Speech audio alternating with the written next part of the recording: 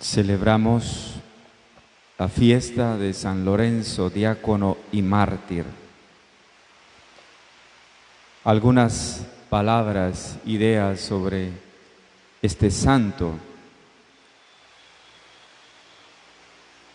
Hay una gran relación de San Lorenzo con un papa en la iglesia, San Sixto. Este santo también fue nombrado papa en el año 257. Ese mismo año que Sixto fue nombrado papa, Lorenzo fue ordenado diácono y el papa lo nombró administrador de los bienes de la iglesia. Por eso se dice que San Lorenzo es el primer administrador de los bienes de la iglesia. Era encargado de la diaconía, del servicio a los pobres, de la caja de dinero para ayudar a los pobres.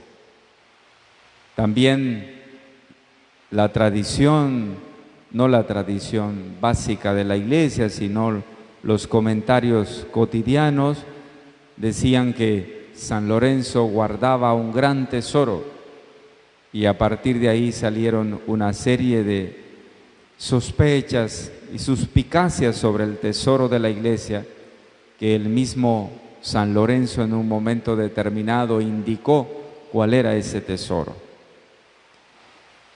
San Lorenzo es entonces considerado uno de los primeros archivistas de la iglesia y también considerado uno de los primeros tesoreros. Es también patrono de los bibliotecarios. En el año 257, siendo el emperador Valeriano, publicó un decreto de persecución en el cual ordenaba que todo cristiano que hiciera actos públicos de su conciencia de cristiano, entonces que fuera condenado a muerte. Pues el Papa Sixto II fue una de las primeras víctimas del emperador Valeriano, víctima de esa persecución. Fue crucificado el Papa Sixto el 6 de agosto del 258 y un poquito después, el día 10, fue martirizado su diácono. Se dice que San Lorenzo y el Papa Sixto siempre estaban juntos, cerca. Era diácono, era el que preparaba el altar al Papa, era el que hacía las cosas cercanas al Papa. Pues el Papa Sixto murió el 6 de agosto, lo martirizaron y el 10 de ese mismo año fue martirizado San Lorenzo. ¿Y cómo fue martirizado San Lorenzo? Pues fue, podríamos decir que puesto en una parrilla, lo colocaron sobre una parrilla y le pusieron fuego, como si estaban asando algo, ¿no? Mientras se iba quemando por un lado, vamos a escuchar las expresiones de San Lorenzo. Por lo tanto, el 10 de agosto del año 258, fue martirizado, quemado en la parrilla ardiendo.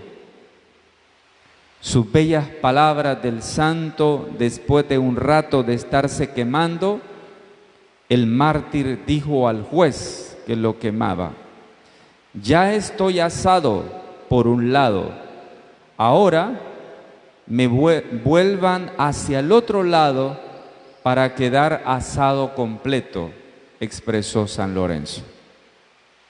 El verdugo mandó que lo voltearan y así se quemó por completo. Cuando sintió que ya estaba completamente asado, exclamó: la carne ya está lista, pueden comer. Camino al martirio, se recuerda también que cuando el Papa Sixto lo llevaban hacia el martirio, se encontró con su diácono muy amado y se hizo un diálogo entre el Papa que iba al martirio y el diácono Lorenzo.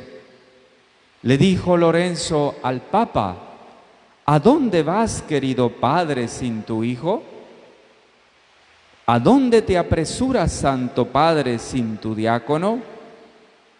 Nunca antes montaste el altar del sacrificio sin tu sirviente, y ahora deseas hacerlo sin mí. Y el Papa le respondió, eso era el 6 de agosto, el Papa le respondió: dentro de unos días tú me seguirás. Y así fue, el 10 de agosto también fue martirizado. Qué bonitos testigos tenemos en la iglesia.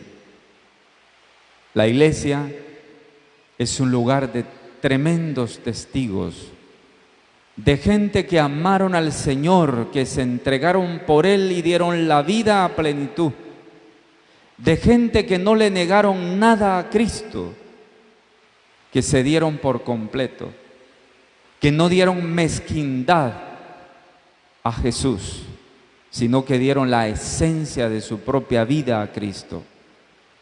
De gente que nos demuestra que a Cristo no se le da la basura de nuestra existencia, sino que se le da lo mejor de nosotros mismos. Me hace recordar estas ideas cuando por allí una persona en su momento dijo, era yo apenas un seminarista, y dijo: pero qué desperdicio, qué desperdicio. Quiso decir, ¿por qué mejor no se casó usted, padre? Era seminarista yo, ¿por qué usted no mejor se casó? Qué desperdicio. Y me recuerdo en aquel momento, en mi inocencia, haber contestado: ¿acaso a Dios se le da lo peor? A Dios siempre se le debe de dar lo mejor. No se le da la basura nuestra. Aunque Dios es capaz de acoger nuestra basura, perdonarla y amarla y redimirla, pero a Dios se le da lo mejor de nosotros mismos. No le debemos de dar migajas a Dios. Si tú quieres amar a Dios, dale lo mejor de ti mismo. Dale la existencia plena de tu vida, no algo de tu vida, sino la totalidad de tu vida. Esta iglesia a la que nosotros amamos y en la que hemos nacido y la respetamos y queremos, es una iglesia de múltiples mártires. Es una iglesia que tiene, podríamos decir, escritas las letras de la vida por la sangre derramada de una serie de mártires en la iglesia que son ya casi incontables. Estos hombres santos y mártires nos han dejado un legado impresionante de que vale la pena entregarlo todo al Señor sin ninguna reserva, porque el que da la vida por Jesús no la pierde, sino que la gana. Por cierto, los testigos de su persecución, de la persecución de Lorenzo y del Papa, cuentan que cuando las autoridades imperiales lo presionaron a Lorenzo para que entregara los supuestos tesoros de la iglesia que, según se decía, el Papa le había asignado la responsabilidad de cuidar los tesoros de la iglesia, esa era la responsabilidad de Lorenzo. Dice que cuando lo presionaron para que entregara los tesoros de la iglesia, San Lorenzo extendió la mano, mostró a un grupo de pobres que estaban ahí y mendigos, se acercó a ellos y les dijo: he aquí los tesoros de la iglesia. Desde ahí, la iglesia ha entendido que su opción preferencial siempre van a ser los pobres, siempre los pequeños. Y por eso la iglesia ha sido pionera desde siempre, desde la misma persona de Jesús, desde la vida pública de Jesús, La Iglesia entendió en los pasajes de la Sagrada Escritura y en la vida y en el testimonio de todos los santos que los pobres son siempre su prioridad, como fueron prioridad de Cristo.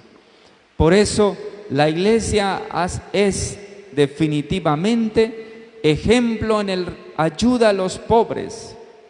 La Iglesia es la primera que fundó hospitales en el mundo.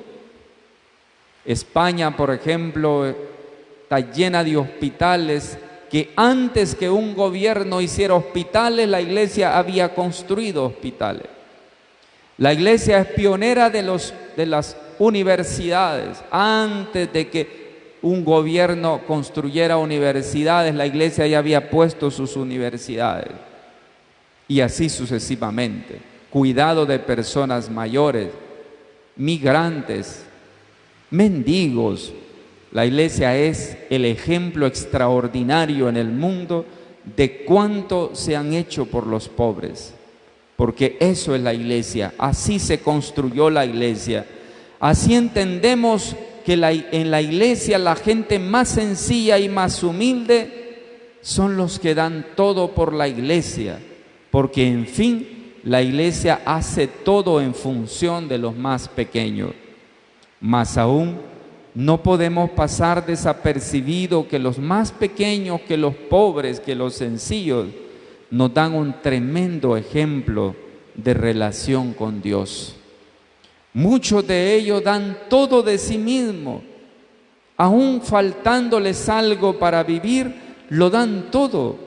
No se reservan nada, no son egoístas. Al contrario, ofrecen todo con una delicadeza impresionante. ¿Cuánto ejemplo nos dan los pobres a nosotros? Por eso el testimonio de Lorenzo nos motiva y la palabra de Dios hoy en el Evangelio de San Juan nos ofrece razones para que demos el paso valiente de Jesús al tomar la cruz.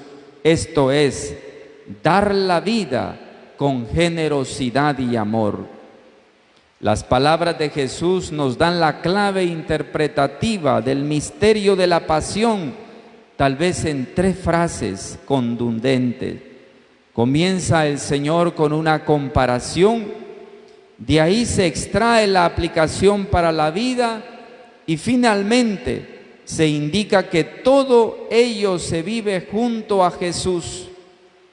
Planteémonos esas 3 ideas de este Evangelio. La primera idea está en el versículo 24 que hemos leído hoy. Plantar el grano de trigo. Si nosotros somos de los que pensamos que es absurdo perder algo en la vida, nos viene bien la comparación del grano de trigo de este Evangelio de hoy. Si muere, da mucho fruto, dice el Evangelio. Según esta lógica, significa que para ganar hay que perder. Esa no es la lógica del mundo. La lógica del mundo es, para ganar no hay que perder. Y no importa si tú ganas aplastándole la cabeza a los demás, no importa.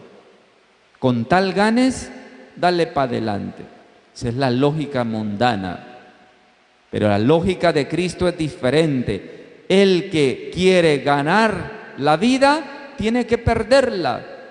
Y perderla en la entrega, en el sacrificio, sin reservarse nada de uno mismo.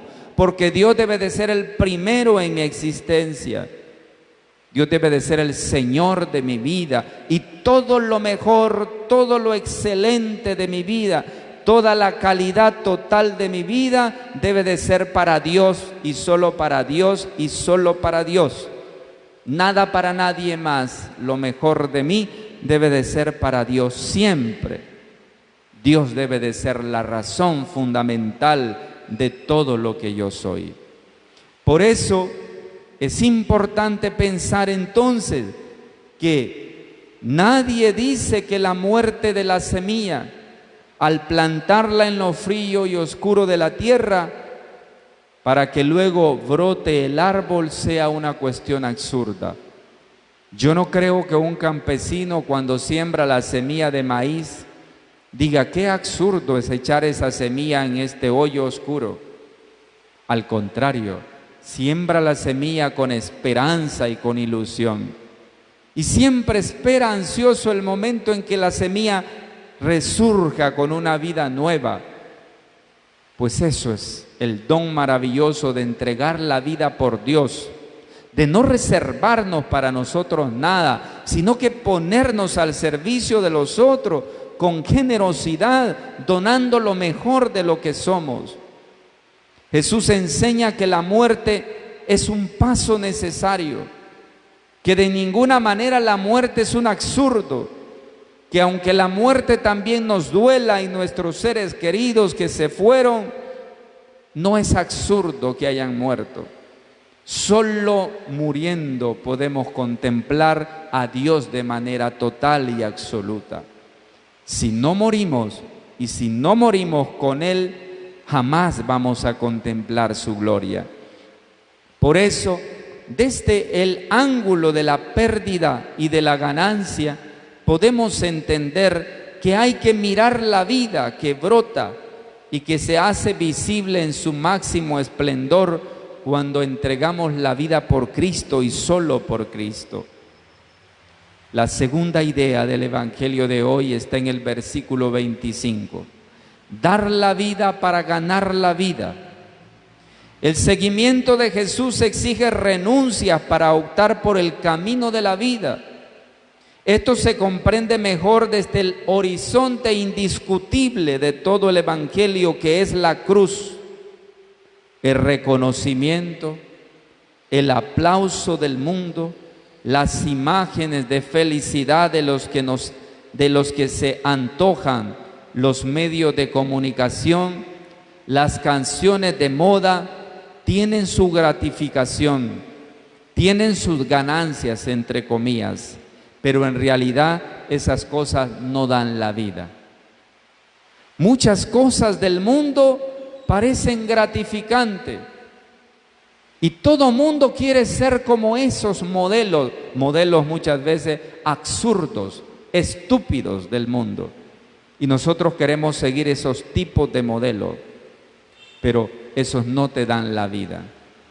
Es como cuando nosotros seguimos a un artista y damos todo por ese artista. ¿Te has preguntado si ese artista te da la vida? Eso no te da la vida ni por lo mínimo. Entonces seguimos cosas absurdas en la vida, estúpidas en la vida. El único que da la vida es Cristo, y al que debemos de seguir es Cristo, y los honores deben de ser a Cristo en primero y en primer lugar siempre. Nada para nadie, ni tan siquiera para uno mismo. Todo honor, todo poder, toda gracia debe de ser para el Señor siempre.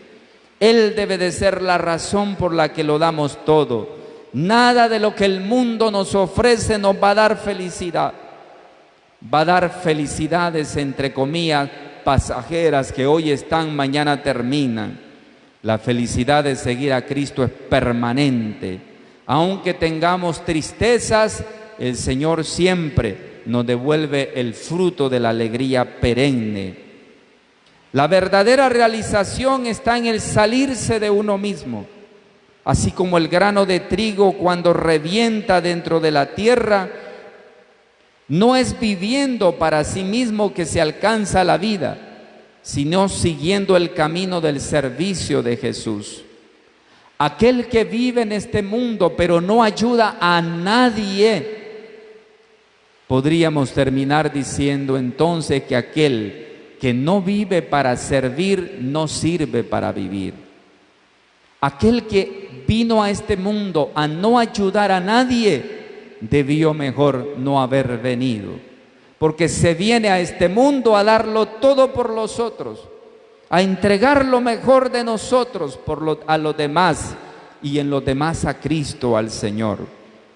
Quien no sirve a los otros, de verdad no sirve ni para sí mismo, ni sirve para vivir en este mundo.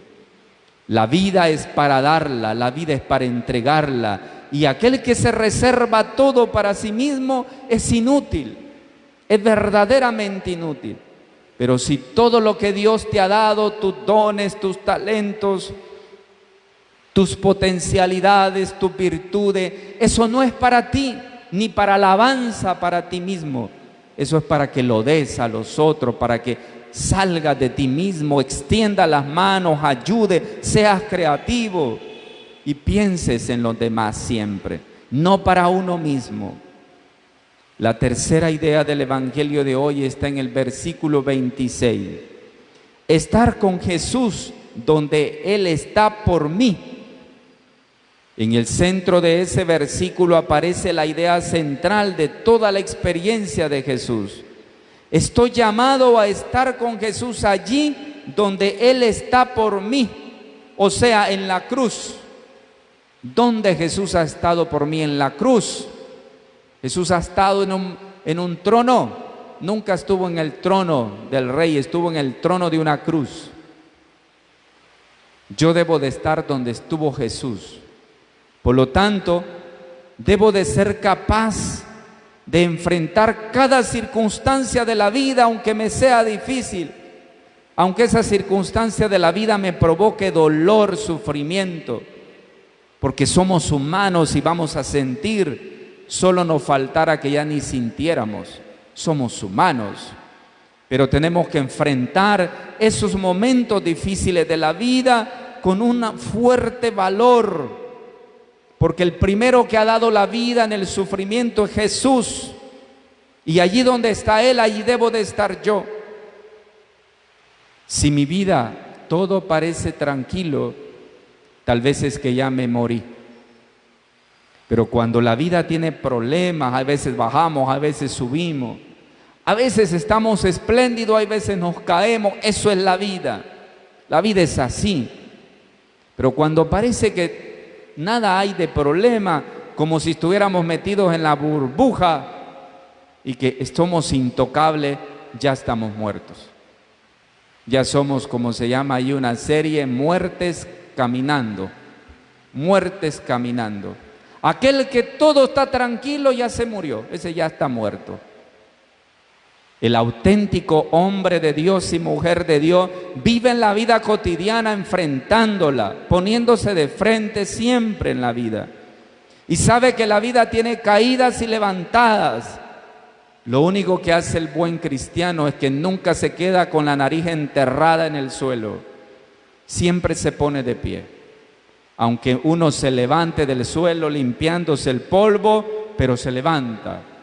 Lo peor de un hombre y una mujer es que se caiga en el suelo, se quede tirado hartándose polvo y nunca se levante de ahí. Eso es lo peor. Uno se tiene que levantar de sus caídas con dignidad, siempre con dignidad. Por eso ahí donde está Jesús, allí debo de estar yo. Me debo de dejar envolver por la vivencia de amor en la entrega a los demás, para que todos tengamos vida. Ahí está el sentido, el valor y la verdadera realización de nuestra existencia. Qué hermosas las palabras que decía Edith Stein en una de sus hermanas. Decía ella, mira al crucificado, le decía a su hermana religiosa, mira hacia el crucificado, le decía. Si estás unida a Él como una novia en el fiel cumplimiento de sus santos votos, es tu sangre y tu sangre preciosa la que se derrama. Es decir, cada vez que te pegas al que sirves, es tu sangre la que se derrama.